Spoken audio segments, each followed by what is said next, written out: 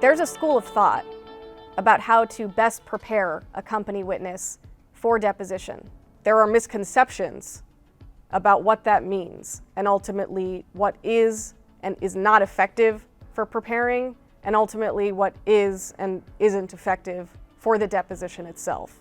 I'm going to outline 3 of those misconceptions.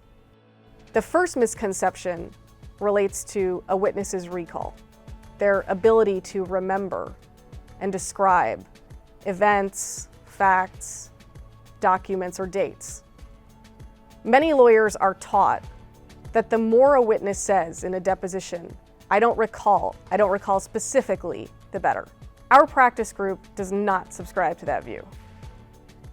We use what's called the memory spectrum.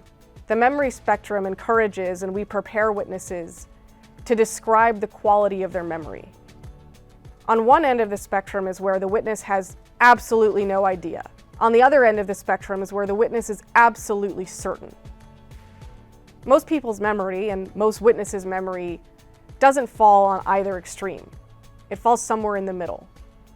And that's where it's important to contextualize where that falls. At trial, a jury may see a video of the deponent, and to hear that person saying on a loop, I don't recall, I don't recall, I don't specifically recall, I don't recall, it can be devastating.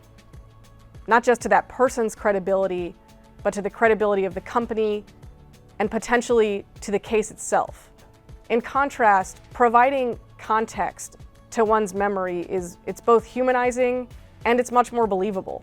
Contrast I don't recall with I don't remember specifically if it was November, December, January, I just can't remember any more than that, but I do know it was around the fall. Providing that quality ensures that your witness comes across as a believable, credible individual. The second misconception is about answering the question asked, rather than the question the witness hoped had been asked. Our view and the way we prepare witnesses is to answer the question and in a concise manner provide some context. For instance, yes, and the reason I gave that instruction is because the data supported it. You're providing a yes and followed by a very brief description that provides context. The third misconception relates to showing the witness documents during preparation. In our practice, we believe that part of preparation is engaging the witness in the themes and documents that they will be confronted with in a deposition and potentially a trial.